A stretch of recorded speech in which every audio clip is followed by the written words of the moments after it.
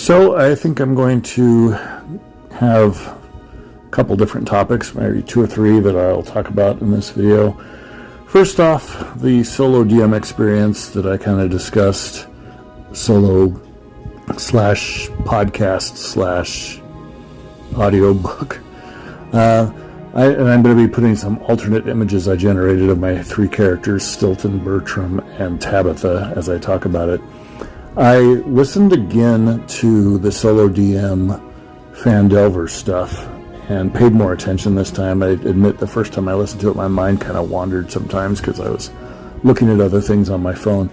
And I really like those. I think they're pretty well done. I don't, in terms of the voice acting and some of the other stuff, I don't think she was a professional. It didn't sound like it, and some of the dialogue was not great. But the overall experience was pretty well done, and I like how it was a combination of visual and audio medium. I also have listened to Burnt Offerings from Pathfinder Legends. It's on Spotify. They did the entire Rise of the Runelords campaign as an audio play or radio drama or whatever you want to call it. They kind of call it an audio book, but what I found, and I guess I kind of had forgotten until I started listening to it again, is that it's really not an audio book. And like when you're in combat, for instance, there's a whole lot of sound effects and stuff, but there's no description about what is happening other than what the characters say in dialogue. And I kind of admit I didn't love that approach, and I actually think that in spite of the fact that it's professionally voice acted and professionally folio sound effects and stuff like that, and it sounds really, really good, the fact that there is no description of what's happening makes it inferior in most respects to an audio book, where you don't have professional voice acting and you have one guy doing all the voices, etc., etc. I also found that I kind of liked Solo DM's visual additions, the backgrounds, the images of the characters. I'm not sure that I cared necessarily about the Roll20 images. I would do those, but you know, they were fine. They kind of added to it a little bit. And I also kind of liked that as a gameplay experience or a pseudo gameplay experience, that there was some talk of game elements in Solo DM on occasion, like when one character was below 0 hit points and was making death saves and stuff. It was more than just the drama of storytelling. There was also the drama of rolling dice and talking about what that meant mechanically, which I also kind of enjoy. At least, I mean, it's a different type of experience, and I don't really love watching live plays that much. I've heard some people say that D&D is not a spectator sport, and I tend to agree.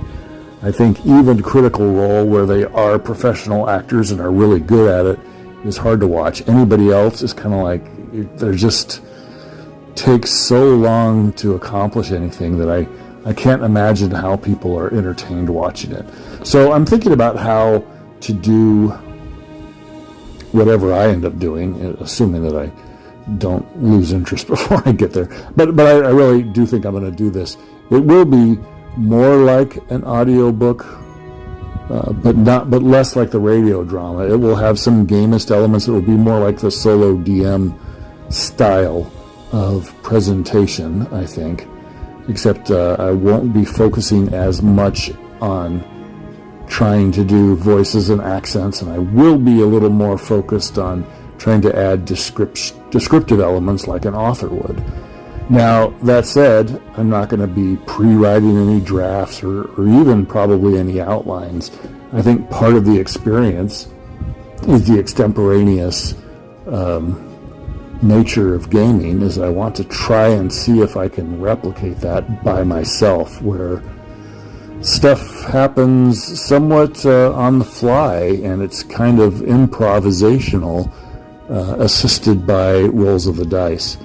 And we'll see how it goes. I'm not 100% sure that it's doable, maybe I do need to have more of an outline at least, in which case it'll be more scripted or more structured. Well, not scripted, but more structured than a game would be.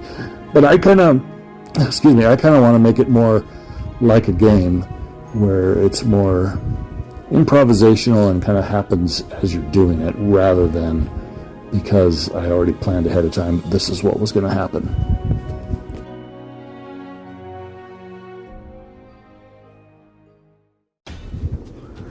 Next thing up is I have been listening, as I said, to Rise of the Runelords. That's actually made me feel a little more sympathetic to Paizo and the Adventure Path and kind of the D&D paradigm in general. My game has been, in many ways, pulled somewhat deliberately away from D&D in tone, in mood, and even in mechanics, especially with regards to how magic works and how classes work and what kind of races I have and all that. My setting has become more, I don't know, what's the word? Esoteric, perhaps.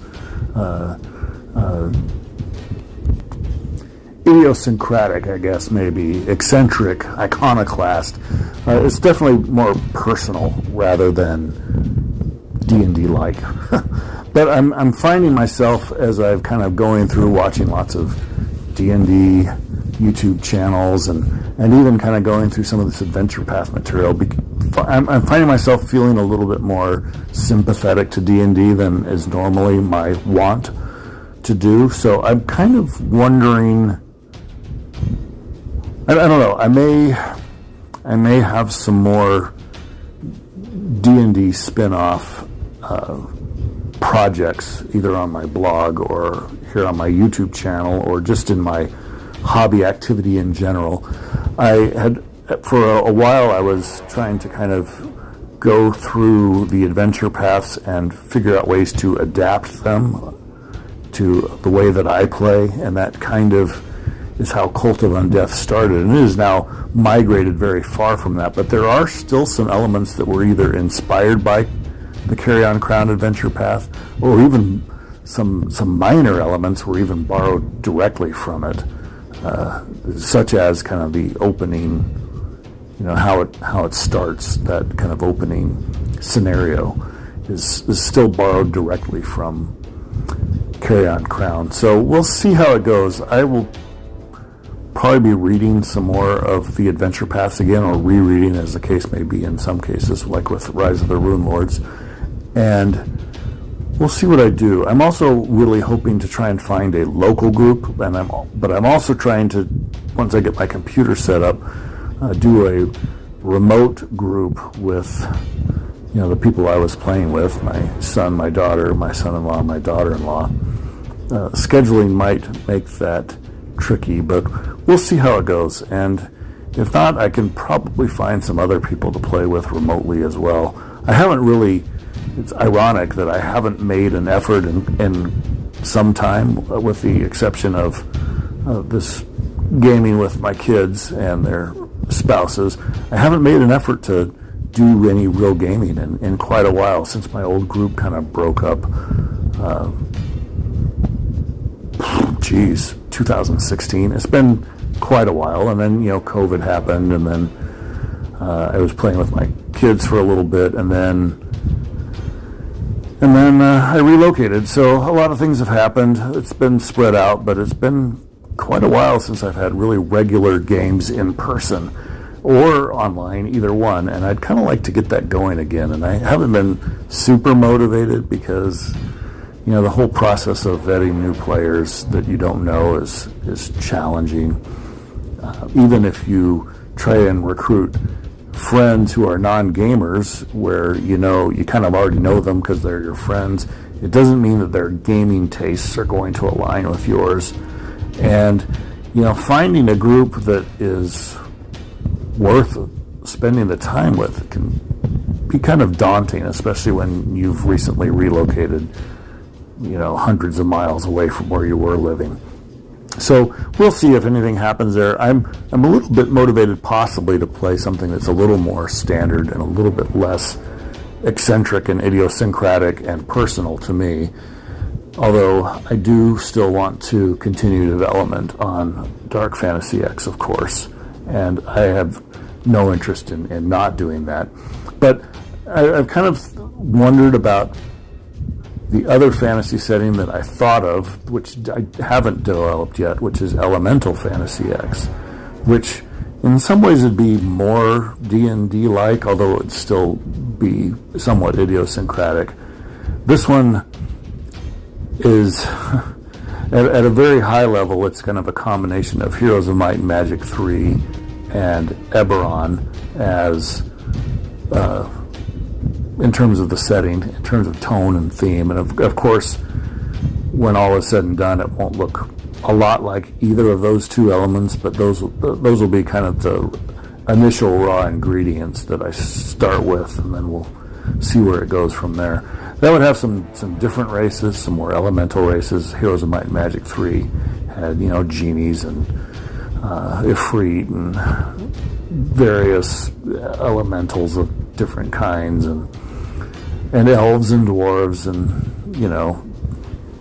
a lot of the stuff that you're used to from standard fantasy as it has been known for the last several decades. So it would be more traditional in some ways, but still I'd have to do some things of my own to make it my own. And then I'm thinking about possibly doing something sort of like I did with Cult of Undeath, where I started with a Paizo adventure path and it eventually evolved into something that barely resembles that. But I could borrow a bunch of elements again from some of the adventure paths or campaigns for 5e for that matter, many of which are reworkings of older campaigns or module series from first edition or even older, like Ravenloft. Curse of Strahd is a reworking of the old Ravenloft module, and Ghosts of Saltmarsh is a reworking of various. It's a series of 3 modules that were done for first edition AD&D. So I'm thinking about trying to use some of that material, possibly, to come up with a second campaign setting that is also fantasy. There's a little less dark, a little less X-Files, a little bit more, heroic fantasy as people kind of understand the term.